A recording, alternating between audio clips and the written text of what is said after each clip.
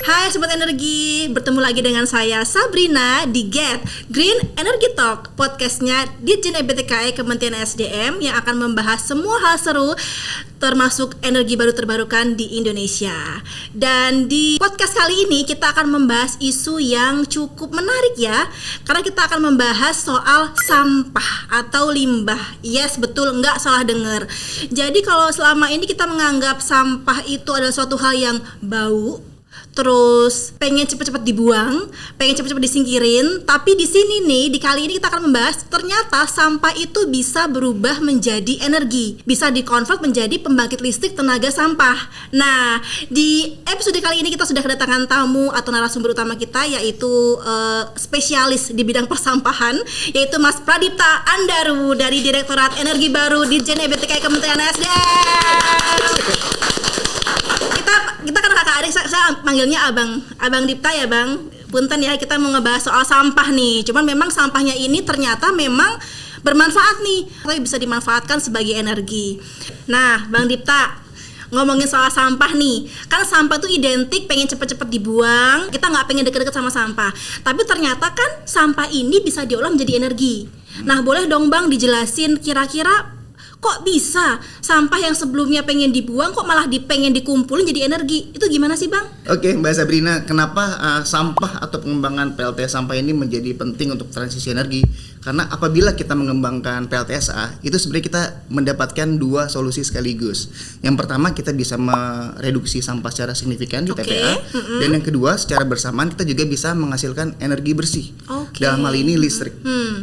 Yang mana bisa menjadi atau meningkatkan bauran EBT di sektor tenaga listrik. Bang, tadi ada istilah nih Bang, PLTSA. Takutnya kan masih ada yang bingung tuh Bang, kepanjangannya apa tuh Bang PLTSA? Jadi PLTSA itu secara harafiah atau kepanjangan adalah pembangkit listrik berbasis sampah kota. Tapi kalau berdasarkan aturan yang saat ini atau Perpres saat ini, sebutannya adalah PSEL atau pengolahan sampah menjadi energi listrik.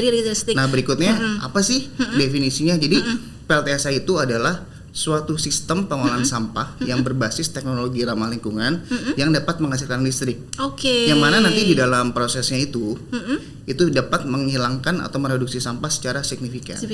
Tapi Bang, kan sebetulnya ya Indonesia itu kan kaya banget akan energi baru terbarukan nih, surya, angin, bioenergi, panas bumi. Kenapa ya kita tuh juga beralih juga nih Bang ke sampah? Kenapa sih sengebet itu gitu loh Bang? Apakah memang jumlahnya yang sangat besar? Ataukah memang ternyata program prioritas nasional? Nah, itu kenapa Bang kira-kira? Nah, menarik nih pertanyaannya. Jadi kenapa sih kita dimandatkan untuk mengelola sampah menjadi energi? Karena memang kondisinya terutama di kota-kota besar di Indonesia ini kondisi adalah darurat sampah. Jadi yang namanya orang sudah sakit keras kritis ya, darurat ya. Masa kita dikasih obat generik. Nah, makanya kita butuh obat khusus yang mana bisa menyembuhkan obat paten. Iya, betul. Yang mahal. Jadi karena memang kondisinya sekarang tuh kota-kota besar di Indonesia itu udah mempunyai jumlah sampah yang sangat banyak, makanya mereka tuh disebut sebagai darurat sampah atau krisis sampah. Bukan krisis sih, darurat sampah ya. Makanya udah nggak bisa dikelola menjadi yang lain, diubahlah menjadi listrik. Jadi benefitnya sampahnya berkurang, dapat listriknya. Oke, paham. Nah, kalau kita bicarakan soal tadi kan Bang Dipta bilang darurat sampah nih Bang. Berapa sih Bang sebenarnya potensi sampah di Indonesia Bang? Nah, menarik nih. Jadi kalau kita mau tahu ya, kita sebenarnya bisa ngeliat ke websitenya KLH atau Kementerian Lingkungan Hidup. Jadi situ ada situs yang namanya SIPSN. Apa kepanjangannya Bang? SIPSN. Abang jangan disingkat-singkat terus, adek bingung. SIPSN itu adalah Sistem Informasi Pengolahan Sampah Nasional, yang mana dimiliki oleh KLH. Nanti bisa lihat di websitenya. Dia akan punya data sampah setiap provinsi begitu ya Bang Dipta ya? Oke. Nah, bicara terkait dengan bahan baku sampahnya sendiri nih, apakah semua sampah itu memang bisa diolah menjadi PLTSA atau hanya sebagian kecil saja Bang? Terkait sampah apa aja sih yang bisa dikelola atau diolah di PLTSA? Sebenarnya secara garis besar itu ada dua ya Sobat Energi. Yang pertama adalah sampah rumah tangga, dan yang kedua adalah sampah sejenis sampah rumah tangga. Apa sih bedanya? Nah, kalau sampah rumah tangga itu adalah sampah yang dihasilkan dari kegiatan di rumah tangga. Contohnya kayak sampah dapur, sampah sisa makanan dan lain-lain. Nah, sedangkan untuk sampah jenis sampah rumah tangga adalah sebenarnya sampah yang karakteristiknya sama seperti sampah rumah tangga, tapi dihasilkan dari kegiatan non rumah tangga. Contohnya seperti sampah makanan dari restoran, sampah dari Itu sekolahan. termasuk sampah yang bisa diolah. Ya, yang sebagaimana tapi karakteristik itu harus sama Oke. dengan sampah rumah tangga. Berarti Seperti kalau itu. misalkan sampah dari industri itu bukan termasuk sebagai PLTSA ya Bang Nah, ya? tergantung kalau karakteristiknya sama itu bisa dikelola di PLTSA. Apa sih yang nggak boleh selanjutnya kan ya? Jadi sampah apa yang nggak boleh dikelola di PLTSA adalah sampah spesifik seperti limbah B3 atau puing-puing sisa bangunan seperti itu. Oke. Nah, tapi kan di sini kan terkadang itu mungkin kita bicara soal sampah rumah tangga deh Bang. Kadang-kadang kita kan ada ngebuang dari mulai sampah dapur, sampah rumah tangga lain, termasuk mungkin barang-barang gadget tuh Bang. Mungkin kayak bekas-bekas paku, bekas-bekas besi, atau mungkin botol plastik. Nah itu gimana ya? Kan kita nggak pernah memilah nih dari sisi rumah.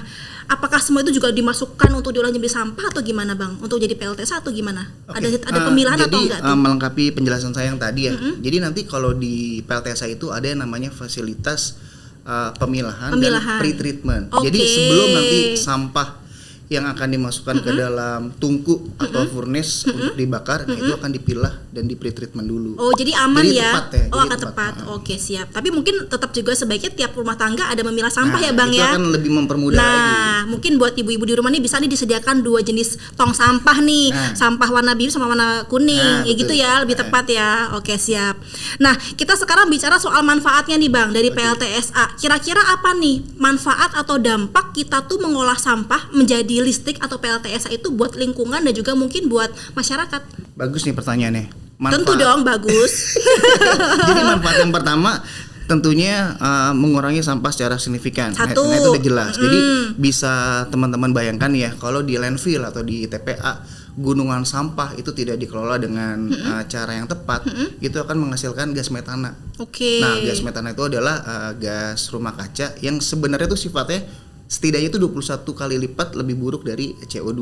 Wow. Jadi dengan pengembangan PLTSA itu sendiri itu sudah mengentaskan atau mereduksi sampah secara signifikan. Dan mengurangi juga gas Betul. metana tadi ya Bang ya. Nah, di samping bonusnya ada listrik. Listriknya. Betul. Oke. Terus manfaat keduanya ada Bang? Manfaat keduanya jelas dengan pengembangan PLTSA ini terdapat multi-layer effect yang dapat langsung dirasakan oleh masyarakat. Contohnya dari lingkungan yang bersih, Lebih bersih ya. maka masyarakat juga akan menjadi lebih sehat. Terus Iya. yang kedua juga akan menciptakan green job yang baru. Oke. Jadi ketika kita mengolah PLTSA ada mata pencarian baru nih. Betul. Pertambahan ya Betul, Bang ya. betul. Wah, bagus banget sih ini buat dikembangkan ya Bang ya.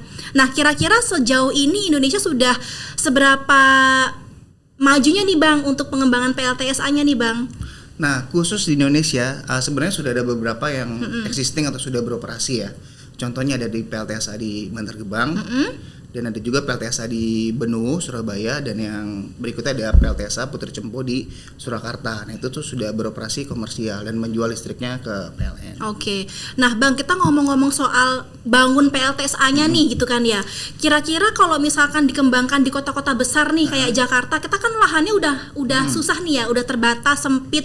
Itu gimana ya? Bangunnya di mana gitu loh? Apakah memang harus dedicated kita media ke lokasi yang luas untuk PLTSA-nya atau seperti apa? Justru Karena kan kalau dibangun di dekat perumahan pasti kan mungkin akan menimbulkan isu baru ya, takutnya bau atau apa gitu. Nah, justru pengembangan PLTSA itu berdasarkan tadi yang sudah saya sebutkan itu, pembangunannya atau pengembangannya itu ada di wilayah atau dari kompleks TPA itu sendiri. Jadi jadi nggak pakai lahan baru lain.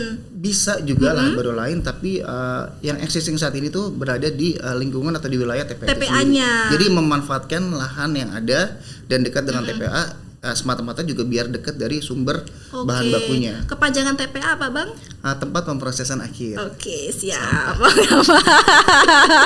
Nah, mungkin sekarang buat masyarakat nih, buat kita masyarakat umum nih ya. Kira-kira kita bisa membantu apa nih Bang kepada pemerintah atau mungkin kepada Bang Dipta ya untuk bisa pemerintah tuh bisa lebih masif nih ngembangin PLTSA. Kita bisa bantu apa nih kira-kira? Jadi ya untuk teman-teman atau rekan-rekan atau masyarakat yang tidak terkait langsung nih dengan pengembangan PLTSA, mungkin bisa berkontribusi dengan cara memilah sampah sedari rumah atau sedari hulu, jadi bisa memisahkan nih sampah yang organik atau sampah yang non organik, dan juga secara sederhana bisa dengan cara mengurangi pemakaian barang yang tidak bermanfaat sehingga dapat memproduksi sampah yang berlebih. Jadi biasakanlah menggunakan hal-hal yang bisa dipakai lebih dari sekali. Dalam hal ini misalkan kantong belanja dan oh lain-lain. iya, jangan pakai tas kresek ya. Dan juga yang berikutnya yang tidak kalah penting ya, tingkatkanlah awareness atau pengetahuan informasi terkait waste to energy atau PLTSA, karena pada ujungnya, pada akhirnya keberhasilan atau kesuksesan pengembangan PLTSA ini tidak melulu karena regulasi yang tepat, tidak melulu karena teknologi yang tepat, tapi juga terkadang membutuhkan support dan kontribusi aktif dari masyarakat. Semuanya ya, dari masyarakat, pemerintah semuanya bersama-sama buat ngembangin PLTSA, bersinergi betul.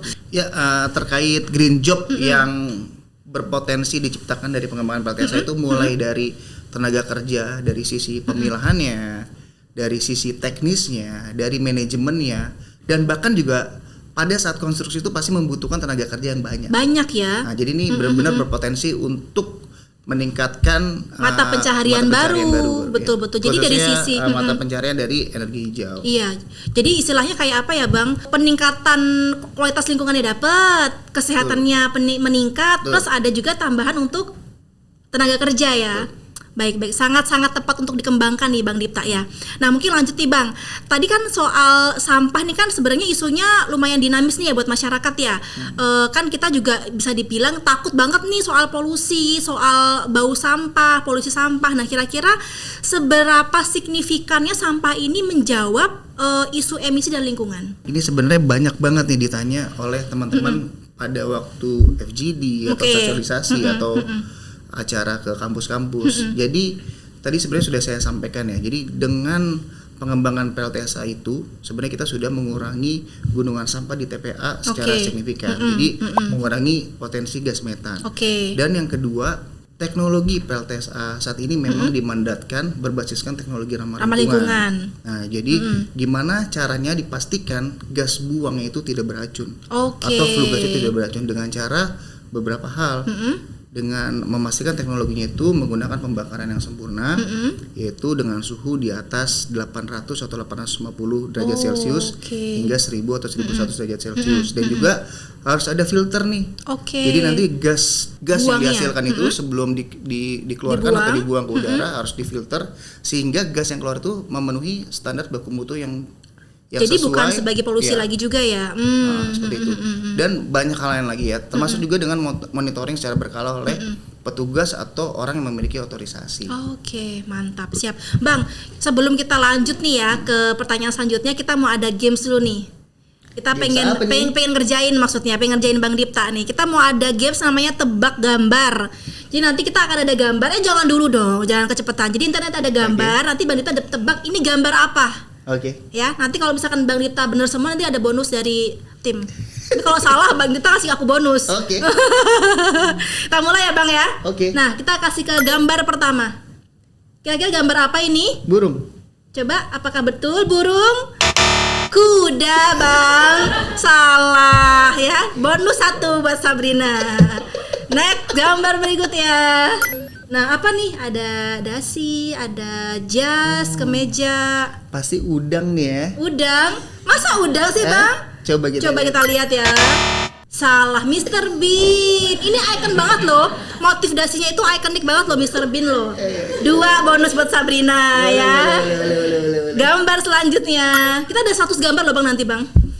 Apa nih? Ada sedikit apa itu ya? Berminyak shiny, cairan sepertinya. Kayaknya ini seperti apa nih ya ini ya? Apa nih? Keripik keju deh. Keripik keju. Oke, coba kita tebak kita ini ya. Rendang jengkol. Ini favorit saya nih. Favorit ya. Oke. Berarti 3 hadiah buat saya ya, Bang. Lanjut. Apa nih? Ini juga masih agak-agak berminyak ini ya. Agak-agak berminyak. Seperti ada keju kah? Gosong kah? Kayaknya ini deh. Apa pizza nih kali ya? Pizza, coba kita lihat apakah ini pizza? Sebelah, agak mirip ya. Iya. Tapi kurang beruntung terus nih. Ada lagi? Masih ada 96 lagi. Ada lagi. Nih.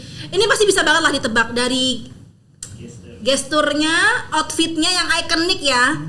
Nggak mungkin nggak tahu lah.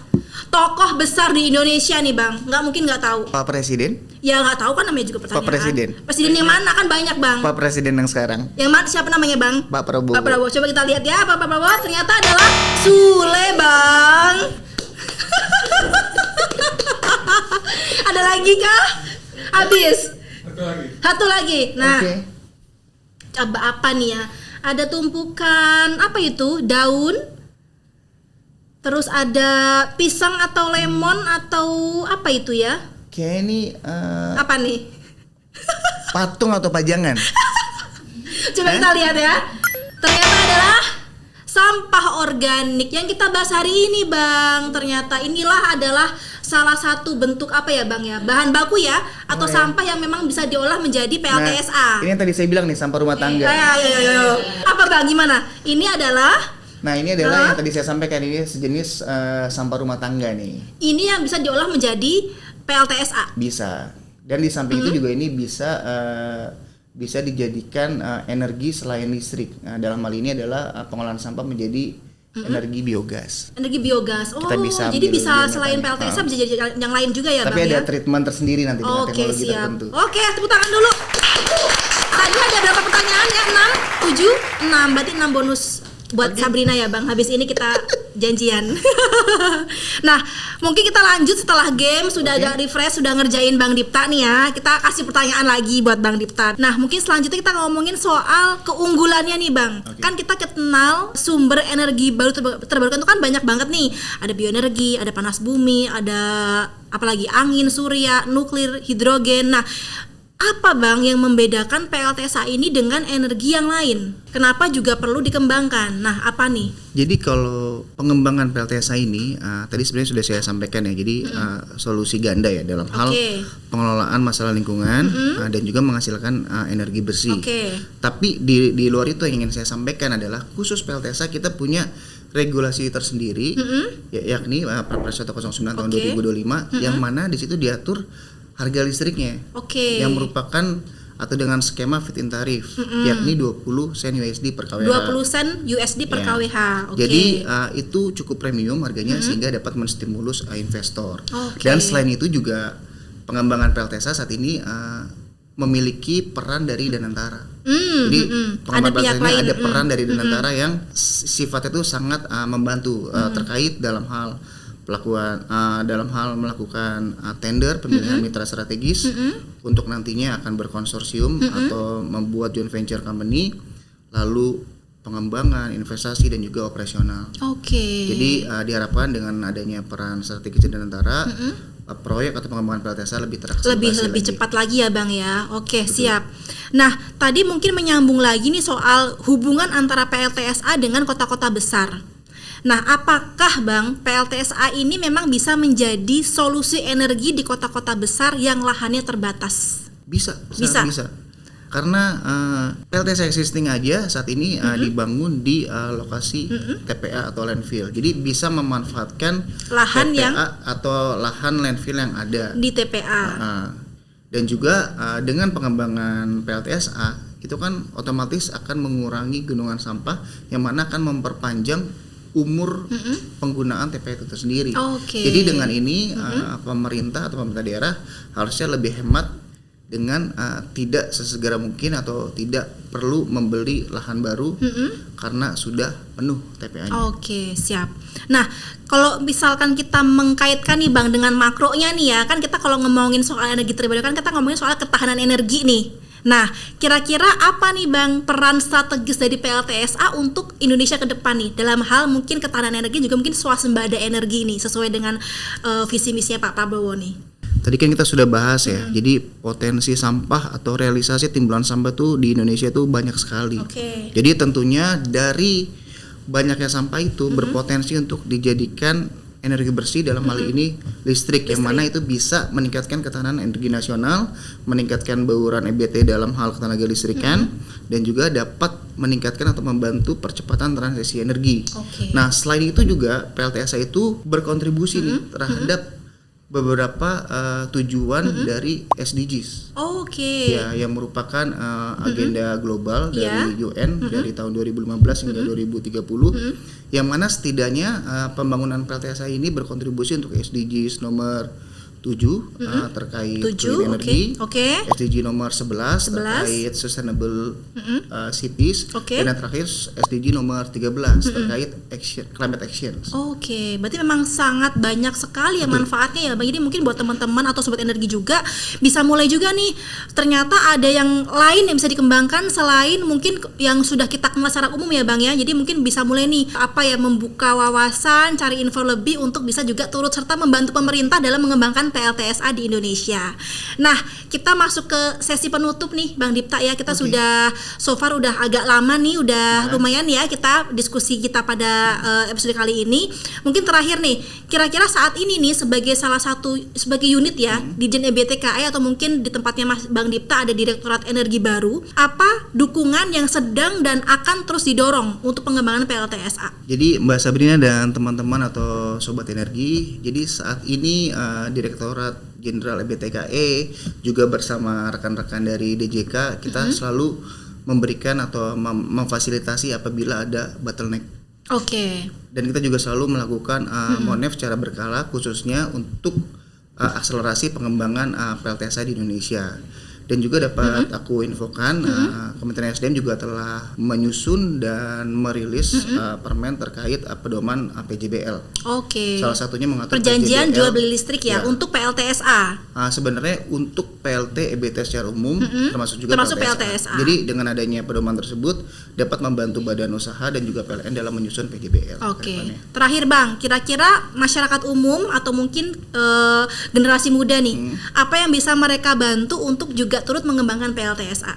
Nah, menarik nih. Jadi untuk teman-teman yang masih sekolah atau mahasiswa untuk berkontribusi dalam pengembangan PLTSA, mungkin sederhananya itu dari mulai belajar peningkatan awareness khususnya terkait informasi, potensi, regulasi mengenai waste to energy ke depannya, karena lagi-lagi saya bilang ke depannya kesuksesan proyek waste to energy ini atau PLTSA ini tidak melulu karena regulasi, tidak melulu karena teknologi, tapi juga peran serta dari seluruh masyarakat maupun sinergi ya Bang kaum ya. muda. Oke, siap. Berarti memang juga mungkin melalui podcast ini ya Bang ya, kita dalam rangka mungkin edukasi juga, diseminasi juga bahwa teman-teman sobat energi juga bisa turut serta nih. Paling simpel tadi kan Bang Dita menyampaikan bisa dengan cara memilah sampah di rumah, atau juga bisa dengan cara membawa kantong belanja sendiri, atau menggunakan sedotan stainless, bukan sedotan yang sekali pakai yang plastik. Jadi memang sebenarnya banyak sekali hal-hal yang kita anggap kecil tapi sebetulnya berdampaknya besar ya Bang ya, untuk mengurangi sampah dan juga turut serta dalam pengembangan PLTSA di Indonesia.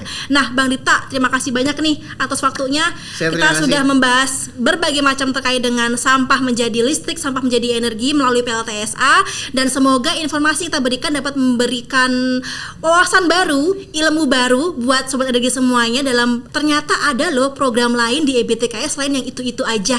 Ada loh yang mungkin kita anggap sampah itu bau atau pengen kita buang, ternyata ketika diolah dia menghasilkan satu cuan dapat ya Bang ya.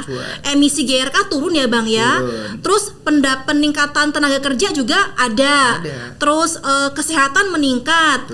Lingkungan menjadi lebih bersih. Ternyata manfaatnya sangat banyak, multiplier effect ya Bang istilahnya yang. Jadi mungkin memang ini adalah suatu program yang bisa kita dukung bersama-sama untuk kemajuan Indonesia. Dan mungkin itu dulu diskusi kita pada kali ini, kita tutup dan kita tentunya masih membuka kesempatan buat sobat energi yang ingin memberikan komentar atau mungkin ide juga untuk bahan podcast selanjutnya. Sampai jumpa, saya Sabrina, salam energi bersih untuk semua. Bye.